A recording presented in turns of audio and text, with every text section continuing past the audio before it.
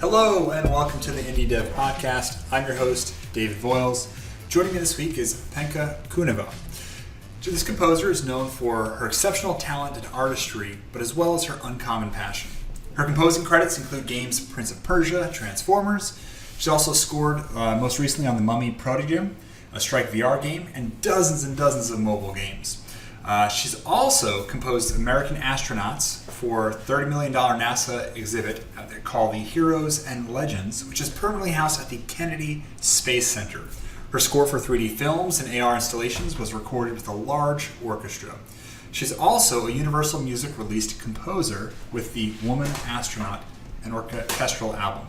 That's not all though, because Penka's worked as an arranger, orchestrator, and score producer for Hans Zimmer and also Neal Acree. This includes many games I'm sure we've all heard of. That includes Blizzard's titles such as Overwatch, World of Warcraft, Starcraft II, Diablo III, Heroes of the Storms, and many more. This includes Sony's Bloodborne, Gears of War 2 and 3, The Sims, Dragon Age, Transformers, Ninja Turtles, Enter the Matrix, all kinds of things. So it is with a great honor that I can introduce Penka. Hello. Thank you. I'm so happy to join you and really look forward to this conversation. You and I both. Yeah, this is great. I mean, your resume is by far the most established of anyone we've had on the show just yet. But also your focus is really on music. And typically it's been like a technical angle and game development angle that I've had in the past. But, I just feel like I hit a gold mine with being able to have you on the show. So thank you. Thank you. So to take listeners back, you and I originally met at GDC at, I think it was like a Canadian game development event. It was the wonderful event that Wanda Meloni sponsors. So yes. I met you. Yes, exactly. Canadian game developer. Yes. Yeah. So I wasn't sure if you were Canadian or not. I'm not. I was just staying with friends who are Canadian. So that was my connection there. Yeah. I was actually born and raised in Bulgaria, Eastern Europe, and came to the States 27 years ago to study composition at Duke University. I finished Duke with a PhD, and then my passion was in storytelling, in fantasy, and I thought to myself, film composing, game composing, packed my bags and came to Los Angeles. Oh, perfect. Okay, so start at Duke University. So you were an East Coaster in North Carolina.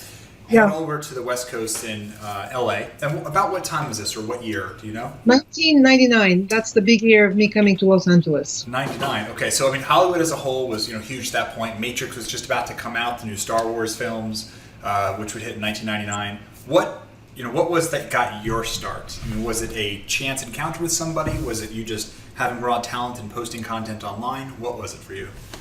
I just have to mention Matrix was such an illumination of cosmic proportions. I really loved it because I love science fiction. So I started as a teenager composing music for theater productions. Mm-hmm. I had a friend who was a producer of kids theater, and she kind of just thought it would be cool to have this nerdy girl playing the piano on stage along with the actors, children actors. Okay. So that was the bug. That was the bug that I understood how much I loved working with people. I loved creating music which became part of something bigger, and ultimately storytelling, stories. So I started in theater. Okay. Then this is in Bulgaria. Then I came to Duke University on full scholarship in 1990. The communism just had collapsed in Eastern Europe, and I didn't have any money, but I wanted to study. Yep. So I figured my immigration resolved that, and then I had the freedom to choose what I wanted to do with my life. And I thought to myself, I love collaborating. I love storytelling. My whole entire life, I've loved passionately science fiction, fantasy, horror, because in Bulgaria, the sci-fi novels and books were the kind of literature that could be critical of the society, but still the censorship would let it pass because it's science fiction and crazy futuristic stories. Right. So I loved science fiction. So basically, also in high school, my best friends were the computer science majors. Okay. So I felt really comfortable with people who had that perfect balance between the left brain and the right brain, being creative, also being programmers. And in Los Angeles, I started in film because my first mentor actually was a very well-established television composer, the Emmy-winning composer Patrick Williams. So my first sort of opportunities were to work with him on his television films. And that was my kind of learning the ropes of the whole entertainment business. You have to remember, I'm coming from the academia. I just had finished the PhD at Duke, so I really had to learn so much in terms of technology and workflow, right, and the process and networking and how you get jobs. So that took me many years. But my passion was always, again, for science fiction, fantasy, for new worlds, for innovation. And I began working with the Transformers composer, Steve Jablonsky, and that's my entry into games happened. He understood my passion about storytelling, and I had to learn a lot of technological process. I had to learn computer software and programming for music for games, for film. So for a while, I began composing music for film, which was fantastic. The movies got out to festivals, and everything was good. And then I became an orchestrator, which means an arranger for the orchestra for these big, large, horror scores that Steve Jablonsky was composing. So I worked with him on Texas Chainsaw Massacre, and I became part of his team. The one that came out in 2006, the beginning. Yeah, I saw it in theaters. Actually, went back and I watched it like 2 months ago. Don't ask me why. So because he needed my particular skill of understanding how to craft these horror pictures. And that's something I really enjoy, and I do well. So I became part of his team.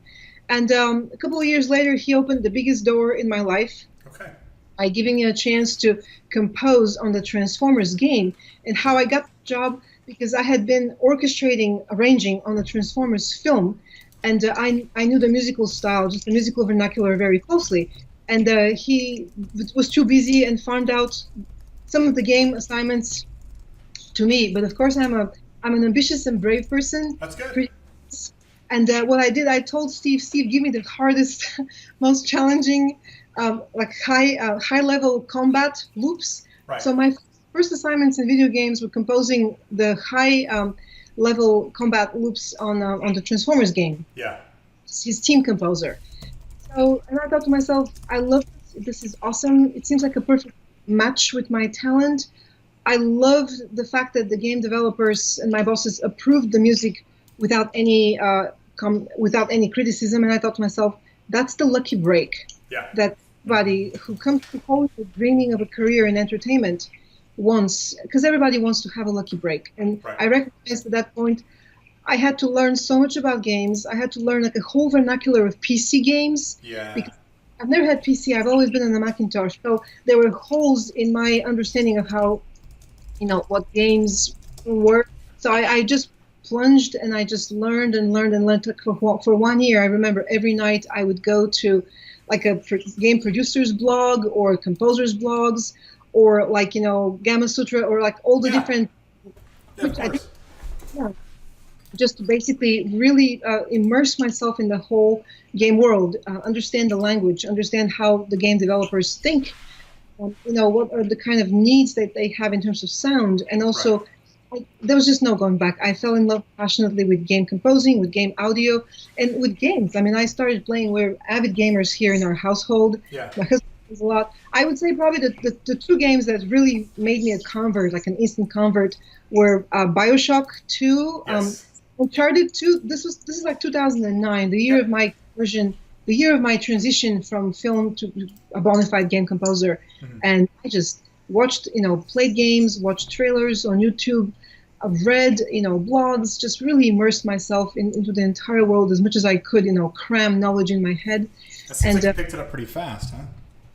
Well, I just was really passionate. I felt that was a fantastic opportunity. Also at the same time, so 2009 was Transformers, 2010 was Prince of Persia. Again, Steve Jablonsky plugged me in on this fantastic opportunity. He was the composer of the theme and the main cinematics, and I was the composer of 2 hours of in-game music. Nice. The interactive score, and that was such a learning curve to learn how to compose interactively, coming from a linear experience, which is the film scoring. Right. And 2011 was Gears of War 3. And I thought to myself, well, I have these wonderful credits now. It's my job to build relationships, to cultivate communities. And that's how it started. I mean, I became super active at GDC, the Game Sound Con, which is the big game audio conference. Yeah. Then in 2014 got invited to be part of the GDC Advisory Board. So ever since it's been building communities, composing music, composing on games, making friends, contributing, giving back, mentoring, and I'm truly happy in the world of games. So it's very cyclical, it sounds like, right? People were helping you up. Now you got to where you are, you're able to help bring people up. And if everyone kind of does that, the whole industry, the entire industry, slowly gets better and better. my philosophy has always been, be a resource, be a helper, give. In entertainment, and I've noticed the same thing in Hollywood, first you have to give. You have to work hard, help Yep. somebody, and help them establish their body of work, and then they sort of give you breaks, give you opportunities. And this was my career journey. I'm super thankful to Steve Jablonski, my mentor who opened these doors. He's the Transformers composer. And also super grateful to Neal Acree, the composer for all the cinematics and music for all the Blizzard games, Yeah. because his music is fantastic and I've learned so much. But I would say, yeah, building communities, connecting with people organically. Right. Wait, Organically is the key word, right? and the thing is, opportunities have to present themselves. I have to be patient and really patient kind of wait. Sometimes I waited for a year, maybe even over a year for the game to be Yeah. developed enough so they need the music. So you kind of have to wait and check in with the people and see if they need your help. But just be a resource, be helpful, be a member of the community that contributes. Yeah. And that gives me joy. I'm a giver. I'd like to be able to give always, and I mentor a lot, and that's a big part of what I do, and kind of a big part of my identity. Because see, I'm a Bulgarian woman who came with no money to America, and I'm enjoying this wonderful, truly rewarding, deeply rewarding career. So I Yeah. feel it's duty to give back. Yeah. It seems like you absolutely love what you do. I do. Yeah. Like I said, very engaged, very active in the community as a whole. Now, if somebody else is brand new and they want to get started in composition for video games, is there? I don't want to say like a piece of advice, but is there? How about this? Is there a sound or area you'd kind of encourage them to go to? And by that I mean, like there's a resurgence of I want to say retro games, right? Like 16, 18-bit, like chiptune kind of sounds. Would you encourage someone to go that direction, or more towards like classical composition and things that you tend to favor? This is the kind of advice I give to all my younger mentees, assistants. In your 20s, explore your passions. 20s is a time for incredible exploration. Like the world is this incredible horizon, new horizons keep opening in front of you. And I think it's really important for every person to explore different Yeah. possibilities. And then at one point, you kind of see what clicks with you, and it's a very organic process, very much like dating. You meet a lot of people, but at one point you meet somebody and you kind of just click on a level that you didn't know, the kind of depth that you didn't know is possible. That sort of clicking for me was with games. I Yeah. felt weird, and I was 42. I mean, when I made this big transition into games, I was already like in my early 40s. I was not a spring chicken, but I felt, oh my God, I'm so inspired and I'm energized, and I enjoy learning new things. And the people treat me so well, and the people embraced my talent and my passion and my skills, and I just felt so embraced in games. Yeah. So I encourage young people to explore their passions and kind of be versatile. So I would say don't really limit yourself right away before you have really checked out a lot of possibilities, because you never know. I mean, something may present itself as an opportunity, and you suddenly feel, oh my God, I love this. Yeah. That was my journey. Okay. So So keep things open, keep your options open, at least initially. be really aware of your passions, be really aware of what you enjoy and what Yeah. you really feel energized, because it's a tough career. It's a hard career, and you have to be super passionate and tenacious as hell and really focused and hardworking, and you have to deal with the rejection, constant rejection, because Yeah. I'm a freelancer. I've been a freelancer for almost 19 years now, and that means constant hustle, constant new relationships, planting seeds, meeting people, presenting myself, presenting my work, waiting for an opportunity to come back to me. Yeah. And that takes a certain amount of discipline and just pure endurance and tenacity that's pretty intense. Yeah. But Got it. young people, focus on your passions, explore everything you can, work on your skills, really build your skills, because we all present our skills. That's what makes us needed and useful, and that's how you get plugged in on an opportunity. And just be really patient, really focused, learn, read, connect, build communities, Yeah. wait for an opportunity to present itself. There's a lot of serendipity or luck, whichever way you want to call it, but I believe luck is when you're prepared and when an opportunity presents itself and That's you right. and Right. then you have something to like a big credit to say, well, I worked on this big job. Yeah. And the harder you work, the luckier you magically become, right? It's like all that hustle and those connections and going to events and speaking and helping others, right? That culmination of luckiness and being prepared, that overlap is, how you find your career and your career path. Hard work is really, really important. I mean, I had to work hard because I'm a hard worker, but in our business, the competition is just so intense. Yeah. And everybody has to really focus on their skills, on what they're good at. So speaking about styles, I mean, even for young people, they already know what they like. Yep. And I encourage them, focus on what you like, explore activities, just kind of, for instance, I mean, explore other things that you're going to do once, and then you're going to say to yourself, I'm never going to do this again because it's not a thing. Just not for you. Yeah, exactly. It's important to also have that experience. Do something that's kind of outside of your comfort zone, feel uncomfortable, maybe even fail, but have that experience and say, okay, good, I did this, but let me go back to what I enjoy doing. I've done that also. Yeah, so you've had like quite a bit of experience and like big titles. I definitely talk about those. But one thing that's always interested me with video game music. Well, we'll get to both things in a bit. But first, have you ever played Shadow of the Colossus on PlayStation? No, I haven't. I will. Okay. So I would encourage you, especially you with your musical background, to take a look at it. They re-released it on PS3 as like a remaster, and Sony announced at E3 they're going to do, I don't know if it's a newer version or something, again on PS4. Yeah. But the incredible part about it is the music changes dynamically. So by that I mean it's you, a silent protagonist on a horse, a young boy, and you have to take out these huge colossal creatures, right, which are like 30, 40 stories high, and you're climbing up them. So to defeat most of these bosses, you've got to get onto their foot and then slowly climb your way up to the top. And as you're doing it, the music really starts to like crescendo. So it gets more intense as you get higher and higher. And then when it moves around too much and knocks you off and you fall, the music slowly starts getting slower and slower. So the pacing, the tone, it just changes very, very well. So I was going to ask your thoughts on that. You haven't played it yet. We'll cover this at another time. It's all right. But Shadow of the Colossus, the soundtrack's fantastic. For sure. And then, go ahead. You're going to say something. No, composing interactive music is the main skill in composing games. That, and also learning how to capture the world, the style, the aesthetics of the game musically. Yes. That's the other big skill. So I would say, let me talk about interactivity first. So basically, you're sitting, you're going through a campaign, you're just kind of going, and each gamer is going to have a completely or slightly different experience depending on their skills. I'm a slow gamer. I kind of go on easy level. I get beaten all the time, so I have to repeat the level quite a few times. So the music has to match pretty closely the gamer's actions, how they go through the campaign and so on.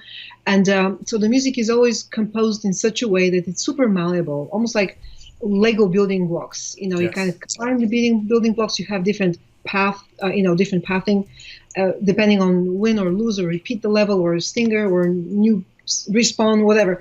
So basically, that's a skill musically which is not easy. It takes a while to master because you have to compose thematic kernels, like thematic ideas, but you have to have a lot of transitions. Transition to quick, level change.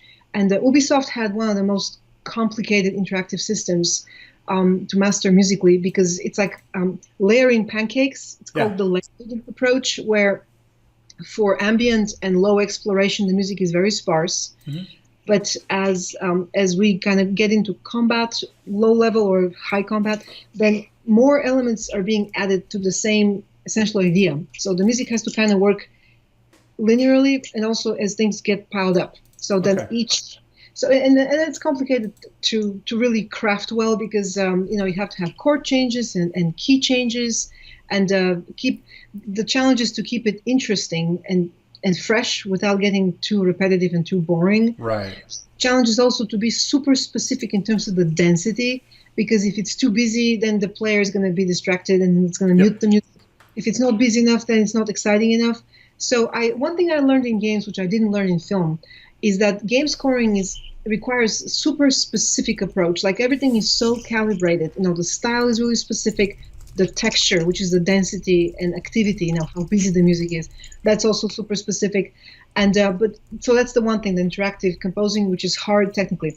The other element, which I also learned in games and kind of really made me rethink the whole approach to scoring media, is that every game creates its own very specific world in terms of aesthetics and visuals and visual style, but then the music has to be also super specific. So then it becomes, because every game uses music to brand itself and to separate itself from the competition. So the music has to become almost like a jingle, this very specific sonic world that becomes like the signature of the character or the world. And especially I learned this like with online fantasy games, like RPGs that were fantasy worlds, although there's so many of them. Still, every world, is different. Like Guild Wars is different from all the Riot games, which is different from all the Blizzard games. Mm-hmm. So, and that learning to be so specific, and the specificity comes from the orchestration, the balance between traditional music versus modern, like loops and synthesizers. Right. How much of that. Also, how you craft your themes. So it's a kind of very specific combination between ideas and themes and arrangement and musicality. And I learned this as a game composer, and I really enjoy. And that's the kind of conversation we have with the game developers. The first question is, describe your vision to me, your world, your aesthetics, your idea for sound. You asked them this question. Well, they asked them this question, and they also come up in the brief, like about its aesthetics. Yeah. Like the picture. So, but that's what I learned in games, how to be really specific with the style and the aesthetics, because each game has to set itself apart, and interactive scoring, which is really technically rigorous, and you have to have different elements, and they interact with each other, like, intro, outro, transitions, stingers, they all interact with the main loop, and it's my job to make them really smooth and seamless. Right. And these are technical skills. I mean, skills you practice and you kind of finesse, and each time you push yourself to do better and better technically. Yeah. And it's hard work. And it's something that you kind of have to practice on small games. I mean, on little assignments, low stakes assignments first, before you get to do it on a AAA game, because then the stakes are really high. Yeah, I bet. And then they get angry. They want to burn bridges. Right at that point, like, you better make sure you're on your A game, and that's happening. That's the pressure. That's for sure. Even most recently, when I scored this VR game, which was licensed, it's Universal Mummy. So they licensed. So the Starbreeze licensed 10 minutes of storytelling to make into a VR experience. But it's so even then, I felt the tremendous pressure because it's a Universal, big, gigantic franchise, and there was a lot of pressure on a 10-minute VR game. Yeah, and very large number of people are going to experience this kind of thing. There's a lot of marketing behind it. It's there to help promote the movie, I'm sure. So, it's like all this synergy kind of coming together, and you want to make sure that yours is also in place with all this. Exactly. Yeah. In terms of video game music, I had rented this system, Sega Saturn, in 1995 when it came out. Blockbuster, like our local movie rental place, you could rent consoles for a weekend at the time. I rented Sega Saturn with Daytona USA. I absolutely love that soundtrack. And Panzer Dragoon. Have you ever played Panzer Dragoon before? It's like a little boy who rides on a dragon. I've got the video playing on Twitch, so the viewers will see it. But I'll never forget putting that disc in. It was one of the first CD-based systems, so it had enhanced music or audio. I'll never forget putting it in and hearing the opening track. It's called Flight, and actually above my computer here I have the vinyl framed, because for me that was the first time I heard music in games and thought, okay, like, this is the future. This is the future of sound is here, because everything before that was really like bleeps and bloops and chiptunes. What was it for you where you heard music and finally thought, okay, video games are onto something, right? It's more than just beep, beep, beep, beep. It was a very distinctive moment. And for me, this moment was much later. Okay. I mean, I started playing the very rudimentary, Space Invaders games, like in the early 90s. We have a Space Invader pinball machine here. Yeah. And, Surgeon, like really the first games that came out for Mac in the early 90s. But much later for me, the actual moment when I felt, oh my God, this is incredible, actually was the game Crysis II. Okay. And So Crysis II, this is already 2011. And the game is loading, so you have about 5 minutes of loading time. Yeah. And you're watching the bar go, and then the main title, the game main title comes in, main theme. And somehow that music captured instantly the world, which is this post-apocalyptic world in New York. Yes, of course. With the sirens, which were played by the guitar. And the music kind of had that kind of siren sound embedded, played by the guitar. And I'm a gigantic fan of dystopia and apocalyptic worlds. So like all the big dystopian games, Fallout, New Vegas, Crisis, I really love. And I just remember this is just amazing because without having seen a frame, without having seen even like the character or the weapons or the environments, the music totally transports you into that world. So that was a very distinctive experience. Earlier, I mean, I'd probably say like the early, the game that was really brought me in was Gears of War 2. Gears of War 2 came in 2008, and I worked on it. And it was a very emotional experience. At that time, for the first time, I remember like tearing up, just like really weeping when I watched this game because it had such emotional depth. And I thought to myself, it's not just like, blips and bloops and pushing buttons and like shooting monsters. It has a real emotional core, and it really describes a world that is so compelling and so riveting. So that was 2008. And at that point, I really began focusing very much on the emotional power, just on the whole experience. And I also believe now, and I felt it intuitively back then, that what the music does, it kind of makes gameplay memorable. I mean, absolutely. Just like Yes. You remember how you played and how it made you feel, and maybe you had to go through a lot of levels. One game that made me really angry because I got beaten so much is Modern Warfare 2. Yeah. But I couldn't go through certain levels. I had to quit. But the whole point is you kind of have that memory of how you felt playing the game, and you also remember the music because the music is part of that memory, and that's pretty profound. I mean, to be able to compose a piece of music that becomes memorable and becomes a signifier of that moment in time. And gamers, and I know a lot of really passionate gamers, like super rabid fans, and they kind of carry that memory forever. Like, you have a memory of Tetris, I have memory of Nintendo games, and the memory always comes with a piece of music attached to it. And to be able to do that is profound, and I take it very seriously. The fact that we create memories. Because you're right, people will remember that forever. Whether it's, I went back and played Sonic the Hedgehog 2 with friends this weekend. We're all in our 30s. And you never forget that soundtrack, right? The Sonic soundtracks were so memorable. It was Masato Nakamura. It was like part of a Japanese band, like Dreams Come True. He did Sonic 1 and 2. Streets of Rage 1 and 2, right, which was Yuzo Koshiro. And I don't know what kind of magic he did that he made those systems sound like electronic dance machines, right? It's like the Genesis is like hard, harsh sounds, and you listen to that and it's just like you're in a club. People would not know that you're listening to a piece of hardware. And if you think they only had 4 channels, like one was melody, harmony, bleeps, and then the drum. The 4th channel was drums, and such limited. I mean, it's astounding. And actually, I think some of this music, early music, is just really phenomenal. It's so memorable. It's so bold and kind of with attitude and take to it. I'm a huge fan of these classical Japanese game scores also. But just to think how the bigger idea is to think how limitation unlocks creativity. That's a powerful idea for me. I like very limited framework, and that's why I love games, because in games there's such rigor. I mean, like you have to do it exactly like this for it to be implemented properly, and I love this rigor because I don't know, that's just something that inspires me. The more rigorous the framework is, the more clear the vision is, the more inspired. But you got to work within those limitations, and particularly with artists like that.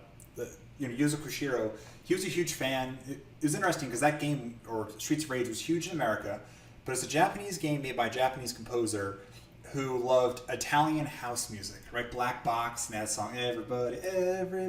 So most of his tracks actually come from electronic dance music from Italian house music. So it's like this weird blend. So my point is, these artists will often take things with them. Like they'll take their passions and carry it over with their music. Do you find yourself doing the same? Like, is there a particular style of music? And if so, what is it that you feel you carry over most with your work? I believe that every artist deconstructs their memories, their creative memories, again, styles that they've gravitated in their youth.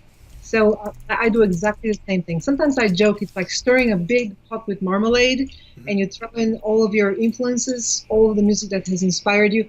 But then again, you have to listen very closely to your collaborators, because what we do is a collaborative art. We collaborate with other people's ideas, vision, aesthetics. So I was classically trained. In Bulgaria, I went through a very nice classical education, studied orchestral music. My mom took me to concerts.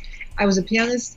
But then once I came to America, I discovered, the the modern classical 20th century classical music, which is ligeti and the kind of musical styles that are often used in fantasy or science fiction or horror, which I love so much. Yeah.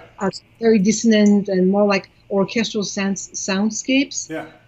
I absolutely fell in love with soundtracks. I adore soundtracks. In the mid '90s, one of my best friends in school was very much into intelligent dance music. Okay.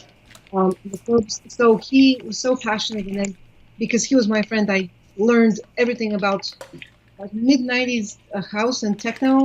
Mm-hmm. So at the time, we called it intelligent dance music. So that became a big influence. I still, I'm still inspired by it. But once I came to Hollywood, like in the early 2000s, then that was it. I mean, soundtracks, Yeah. game music. I still listen to a lot of, progressive rock and kind of the rock of the 70s and even 60s and 80s. Mm-hmm. Electronica, I would say my taste is very eclectic. I mean, I've listened to a lot of Western, non-Western music, modern music, also medieval chant. I have a huge, big passion for spiritual, like for medieval music. And that sort of that helps me when I do these medieval games, which I've done quite a lot. And dulcimers and voices and drums, ancient drums. So I would say my taste is very eclectic. So when I compose on a game, I draw on these memories and I draw on the kind of music I'm passionate about. Mm-hmm. But the most important thing about being a collaborative composer is to really listen very closely to the ideas of my game developer collaborators. Yeah. So we begin with conversations, tell me about your game, the style, and I've been really lucky to work with incredibly articulate, intelligent, wonderful developers who have a very clear vision about what they're doing, which makes my job easy. Right. Because they say, well, we like this style, and this is what the game is. It's like a sci-fi, it's a shooter, but it's like kind of grungy. And this one developer had this wonderful metaphor, which I now use as kind of a pinnacle of wonderful collaboration. He said, more Alien, less Star Wars. And to me, that metaphor, it's kind of a metaphorical thing because we're all geeks and we understand this world so really well. The fact that he wanted the music to be tipped more towards Alien, which is its own thing, not Star Wars, meant that's like the best piece of guidance I've ever received because he was so specific, and it also captured the world I know, and it's kind of a common language that all of us who are in that kind of geeky culture of science fiction understand really well. So this is the kind of collaboration that goes on. My job is to listen very closely to the ideas of my collaborators, and then the prototype, then I submit demos, and they give me feedback. Sometimes they have ideas that I have to incorporate and change, and revisions are a big part of what I do. But ultimately, it's a very close collaboration because my job is to deliver something that they absolutely love, and that's going to really work for the game. So it's all about listening really closely to the ideas, working in a team. I mean, you work in teams, you know how it is. You kind of have to feed off of that energy, and my job is to support their vision. Sometimes I come up with fresh ideas, and that's inspiring for them. But the studio pretty much already has an idea, and the visual style is already kind of there. Yeah. So the is to match that, and the music is usually the last element. Definitely.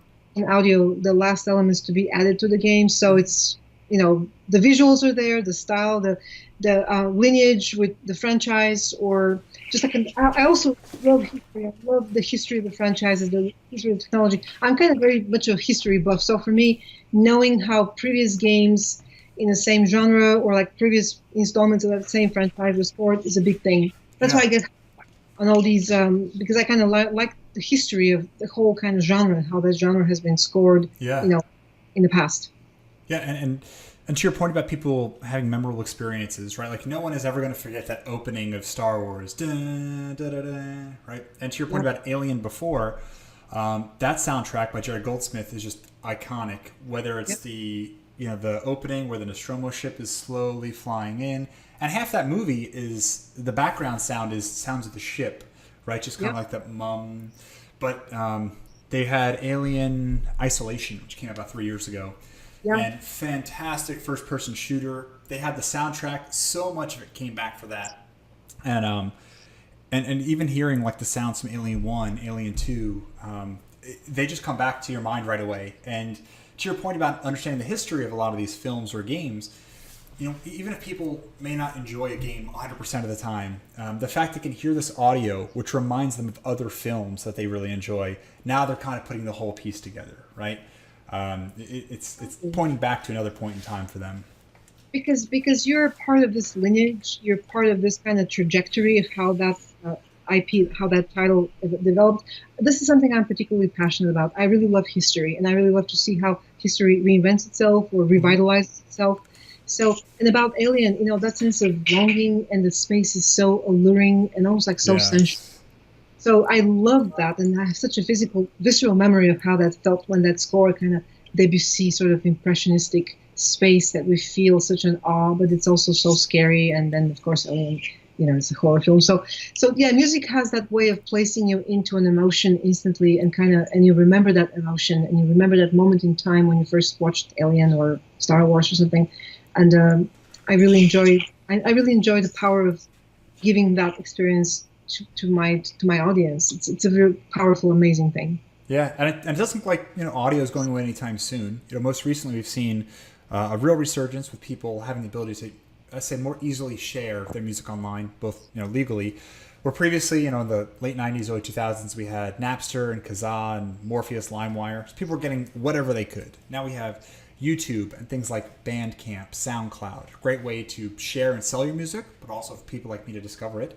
And then even more recently, vinyl is making a resurgence, right? So it's, I think it has a couple factors, right? It's the art itself. Like I've got several, framed up because I love the art of these games, but also just looking at the art I have on my wall, these vinyls, you can hear the soundtrack in your head just by looking at a picture. Exactly. So, do you see this kind of collection going away anytime soon? Do you think, are we in a better spot for video game music today than we have ever been before? I'll tell you something personal. As an adolescent, I was a gigantic fan of Pink Floyd and the progressive and Zeppelin, and I became a collector. So because I grew up in Bulgaria, and it was kind of a lonely childhood, and I was a dorky adolescent, so music became, especially the music of Pink Floyd, became this thing I so identified with. And having had that experience of being like a crazy fan, like really intensely devoted fan, and now watching younger people, how they bond with music and how it brings them joy and sense of identity, to me, it's such a powerful thing. It's such a powerful identity building thing to have this music. And, I give my scores, I teach, I basically try to give as much as I can, because in Bulgaria, it was really difficult to kind of get a real record of Pink Floyd. So I have exactly describing. I just cherished my records. They were like my prized possession. I didn't care about anything else. I cared about my record covers and posters. So I kind of experienced that whole fandom as an adolescent, and it was very intense for me, because in Bulgaria that gave me a sense of identity and gave me a sense of hope, and a sense of being. It was meaningful. And now I see how incredibly passionate fans of video games are and game soundtracks, and I get emails, please give me the lyrics to Bloodborne. I can't. I've signed with Sony NDA. I cannot. But I understand how, and I go to a lot of conventions, like fan conventions, so I see that passion, and it's something that for me is really profound, and I take it very seriously. And to be able to be an artist who creates music that the fans will embrace, or it will mean something to them, to me is really profound. I'm super supportive of fans. It's not going anywhere. The power of the fans is what makes it meaningful for all of us. And it just gives me joy to know that right now, at this point in time, game music has become such a dominant part of culture, modern culture, and soundtracks are such a big, we have Hans Zimmer doing the world tour with like 10,000 people in the audience in Wembley Stadium, big rock concerts. I would say probably game soundtracks and film soundtracks have become that kind of a very dominant cultural part, in addition to pop music and rock. I grew up with rock music. So to be part of this is incredible. I'm really happy, and the fans are really important, and I'm very giving, in terms of just kind of sharing scores and my own scores and lecturing and just giving master classes, because this is what makes it meaningful. The passion that the fans and the people who buy hundreds of thousands of units of these games, that makes it really meaningful for all of us. And I'm humbled and inspired every time to see how much this music means to people. Yeah. You raised a great point about musicians touring and concerts, because years ago when I was a kid, people would tease you for playing video games. But now all those young folks who grew up playing games are having families of their own who are now passing on a lot of that stuff. So I have a 10-year-old stepson who knew nothing about video games until I entered the picture. Now he absolutely loves it. But we go to things every year like there's something called Symphony of the Goddesses, and that's or Goddess, and that's like the touring Zelda symphony. You have Lord of the Rings and Pokemon, Video Games Live, right, which Tommy Tallarico does. So all these things are huge, and you see people like sitting on these lawns in Philadelphia, like a big outdoor concert. People are just having an absolute blast listening to this music they grew up with. Or for the Zelda concerts, they will do, maybe they'll cover 6 games over this 90-minute show, and they'll have footage of the games, and people are clapping and rooting and hooting and hollering. Yeah.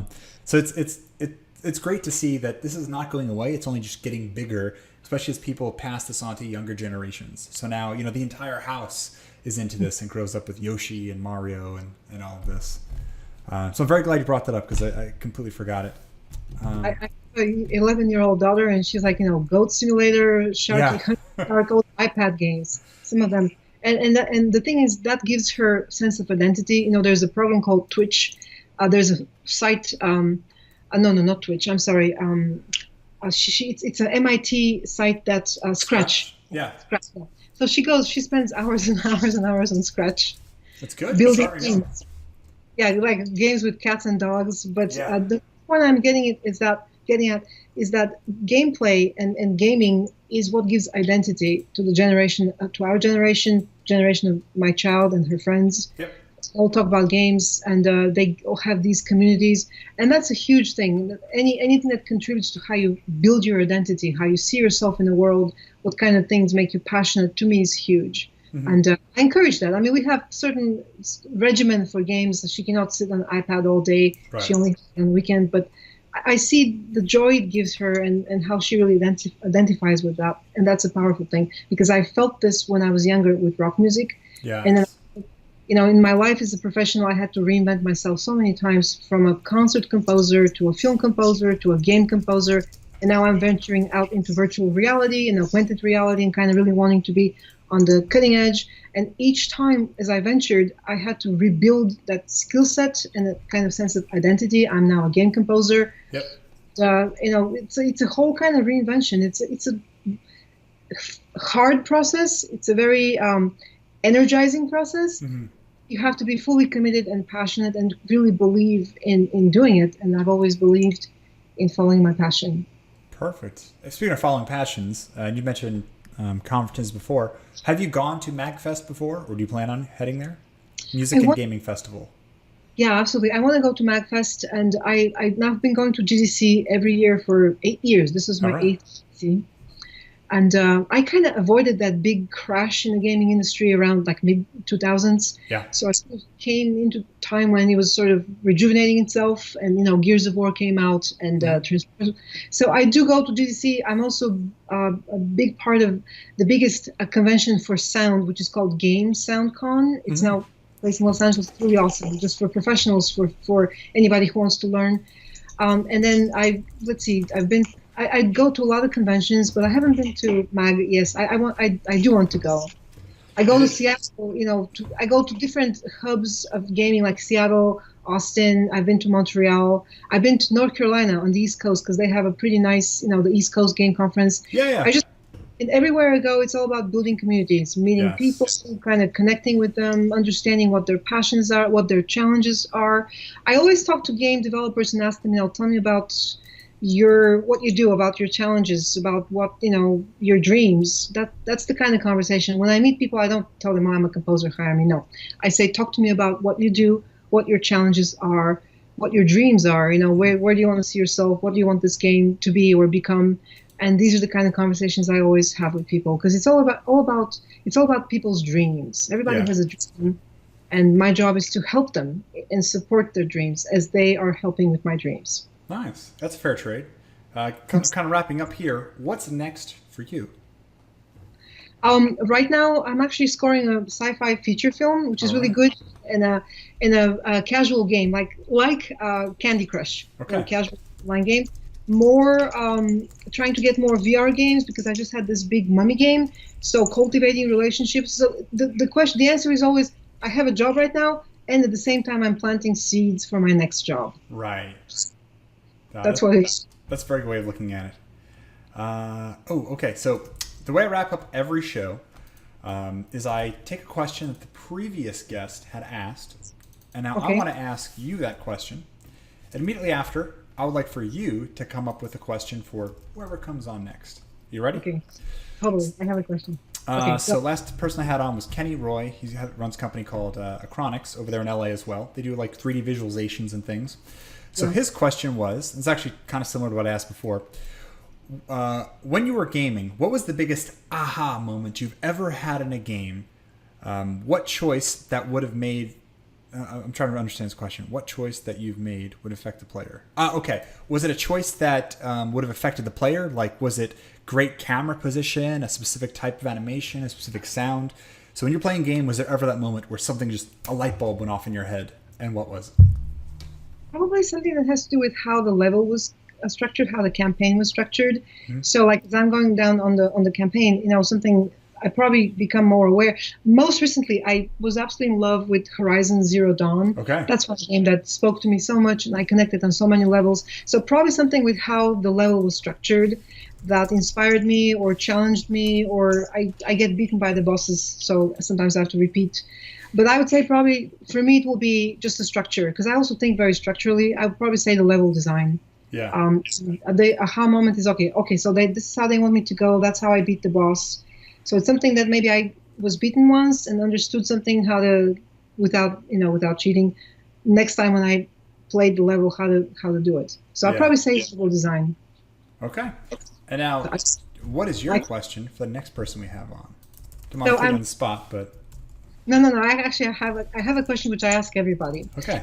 So I'm most interested in the kind of experiences or stories or worlds that are that right now gamers are really passionate about telling. So if you're a game designer, what is the kind of story or experience that you're most passionate about telling? And for instance, I'll tell you, this year I was really blown away by Horizon Zero Dawn. Yeah. But I'm stepping outside of gaming. I was also totally blown away by Black Mirror, the dystopian I need TV to see the show. Yeah. As a gamer, Without giving anything away, continue. Yeah. No, because the thing is, these are stories which are so relevant to our time. They capture the zeitgeist, the spirit of our times. And they're deeply emotional because ultimately we seek the kind of experiences that engage us very deeply. I mean, I also like puzzle games. They're awesome. Mm-hmm. I play a lot of puzzle games and they're so much fun. But I tend to gravitate to the games that create a world or a narrative, like its own narrative. Like think of Gears of War 2 and 3, the whole Gears of War franchise. Like you're immersed. You're in that entire experience. So then my question would be, what is the kind of story or world or experience that gamers feel right now is like totally relevant? Yes. Like, for instance, I mean, if I were to write a game, it would be something that has to do with environmental problems or something that has to do with my experience as an immigrant, sort of coming from one place and having to integrate myself. Something that's relevant right now in our time. So that's my question. Great. Well, I like it. I always like getting in the mind of people and understanding, how they think. And again, half the fun is having, guests on who I can find who are just super passionate about what they're doing, very creative, and I try to sap a little bit of information from each person that comes on here and hopefully share it out with the rest of the world. That's a good strategy. So thank you for coming on. I appreciate it. This has been an absolute pleasure. I'd love to follow up in the future to see how things are going and have you back on to either highlight work that you're doing or maybe even someone you're mentoring and kind of showcase how you two work together. That'd be great too. David, thank you so much for this wonderful opportunity. I wish the very best to all of your listeners and readers, and thank you again. This is my great honor. I love the game industry, and I'm super grateful for all the opportunities. Well, thank you. Until next time. Okay.